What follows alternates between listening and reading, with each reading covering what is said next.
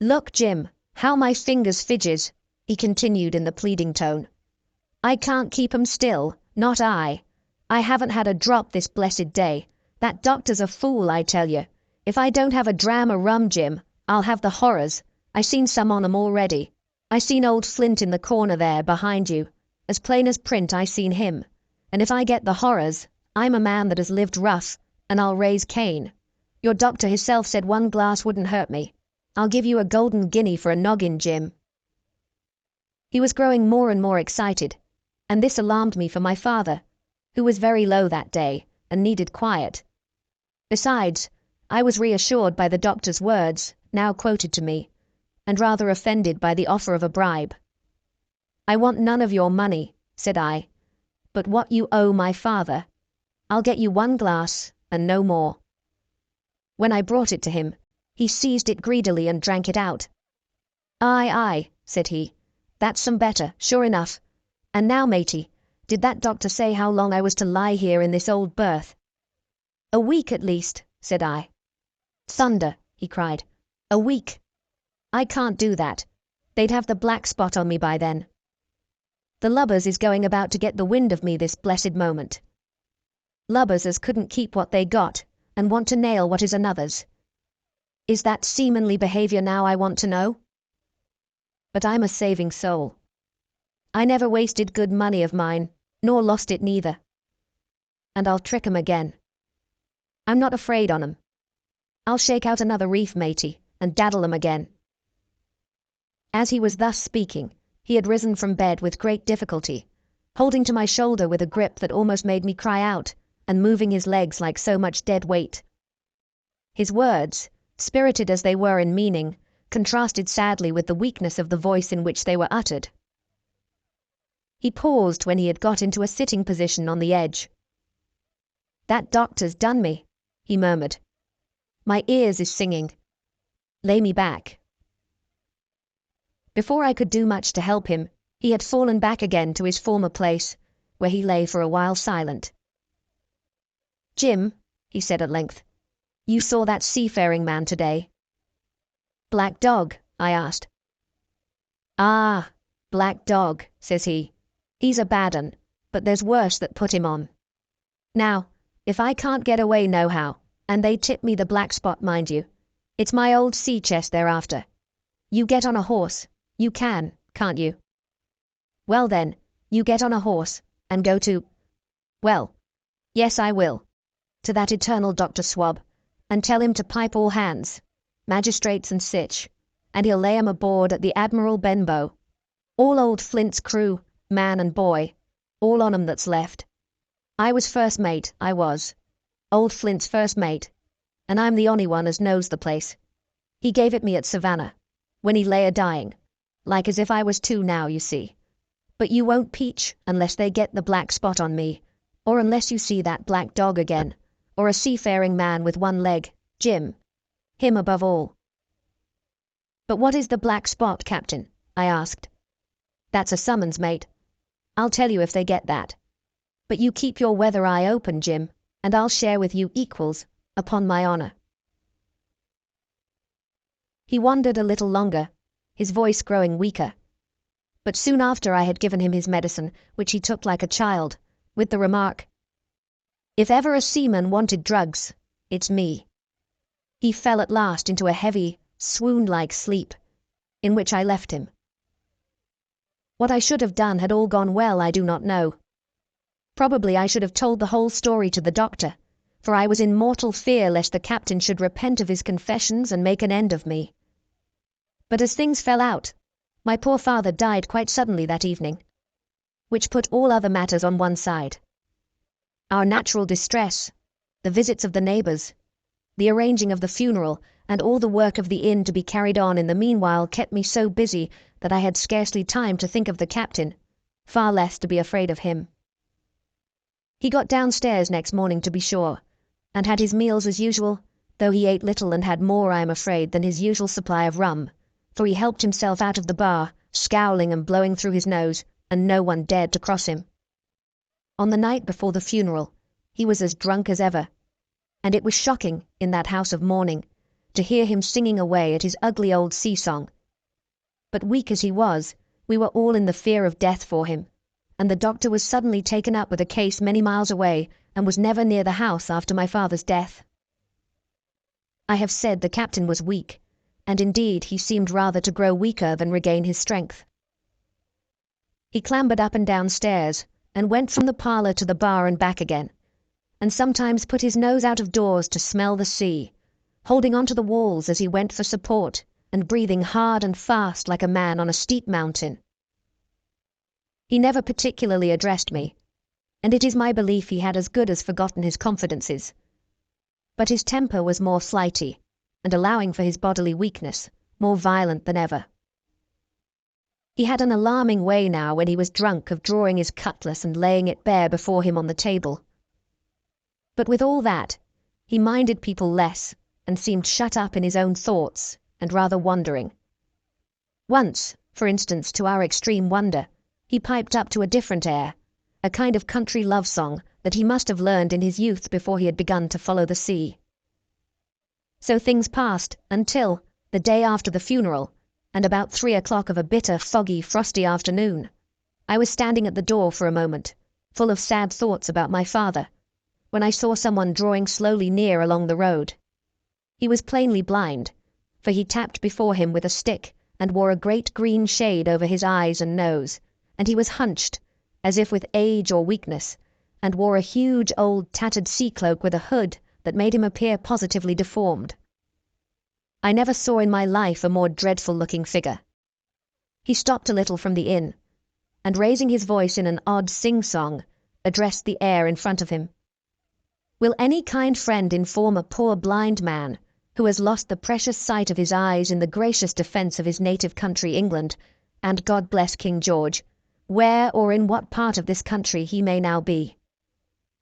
"You are at the Admiral Benbow, Black Hill Cove, my good man," said I. "I hear a voice," said he, "a young voice. Will you give me your hand, my kind young friend, and lead me in?" I held out my hand, and the horrible, soft-spoken, eyeless creature gripped it in a moment like a vice. I was so much startled that I struggled to withdraw, but the blind man pulled me close up to him with a single action of his arm. "Now, boy," he said, "take me in to the captain." "Sir," said I, "upon my word I dare not." "Oh," he sneered, "that's it. Take me in straight or I'll break your arm." And he gave it as he spoke, a wrench that made me cry out. "Sir," said I, "it is for yourself I mean. The captain is not what he used to be. He sits with a drawn cutlass. Another gentleman—" "Come now, march," interrupted he. And I never heard a voice so cruel, and cold, and ugly as that blind man's. It cowed me more than the pain, and I began to obey him at once, walking straight in at the door and towards the parlour, where our sick old buccaneer was sitting, dazed with rum. The blind man clung close to me, holding me in one iron fist, and leaning almost more of his weight on me than I could carry. "Lead me straight up to him, and when I'm in view, cry out, 'Here's a friend for you, Bill.' If you don't, I'll do this." And with that, he gave me a twitch that I thought would have made me faint. Between this and that, I was so utterly terrified of the blind beggar that I forgot my terror of the captain, and as I opened the parlour door, cried out the words he had ordered in a trembling voice. The poor captain raised his eyes, and at one look the rum went out of him, and left him staring sober. The expression of his face was not so much of terror as of mortal sickness. He made a movement to rise, but I do not believe he had enough force left in his body. "Now, Bill, sit where you are," said the beggar. "If I can't see, I can hear a finger stirring. Business is business. Hold out your left hand.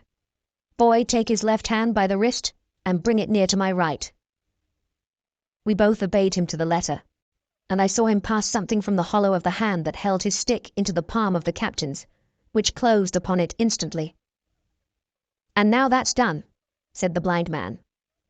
And at the words, he suddenly left hold of me, and with incredible accuracy and nimbleness skipped out of the parlour and into the road, where, as I still stood motionless, I could hear his stick go tap-tap-tapping into the distance.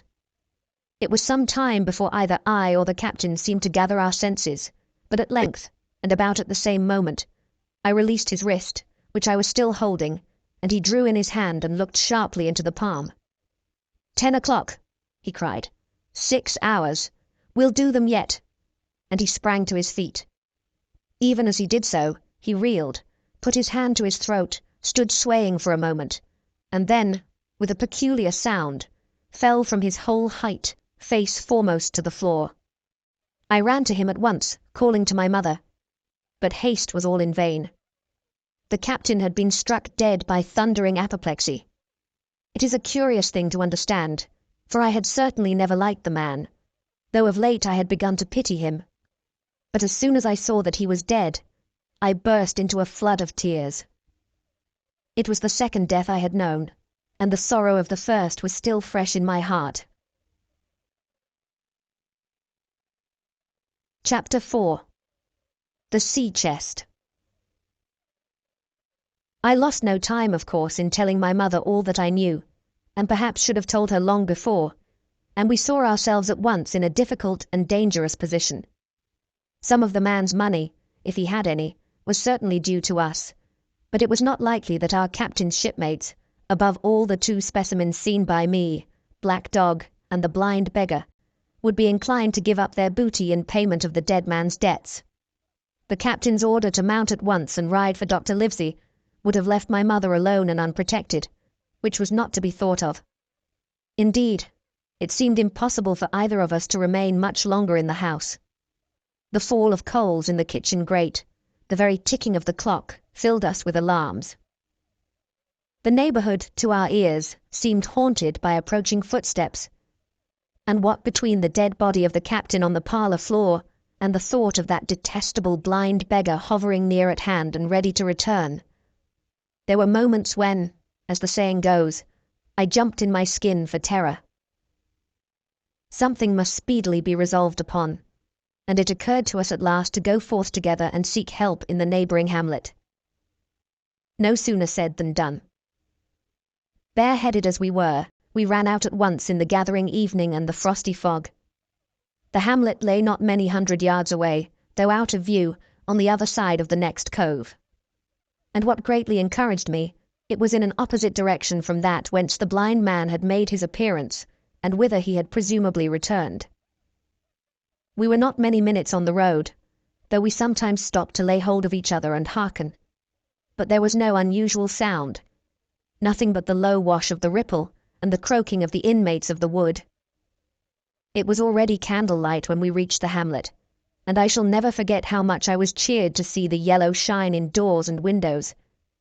But that, as it proved, was the best of the help we were likely to get in that quarter. For, you would have thought men would have been ashamed of themselves, no soul would consent to return with us to the Admiral Benbow. The more we told of our troubles, the more, man, woman, and child, they clung to the shelter of their houses. The name of Captain Flint, though it was strange to me, was well enough known to some there and carried a great weight of terror. Some of the men who had been to field work on the far side of the Admiral Benbow remembered, besides, to have seen several strangers on the road, and taking them to be smugglers, to have bolted away, and one at least had seen a little lugger in what we called Kit's Hole. For that matter, anyone who was a comrade of the captain's was enough to frighten them to death. And the short and the long of the matter was, that while we could get several who were willing enough to ride to Dr. Livesey's, which lay in another direction, not one would help us to defend the inn.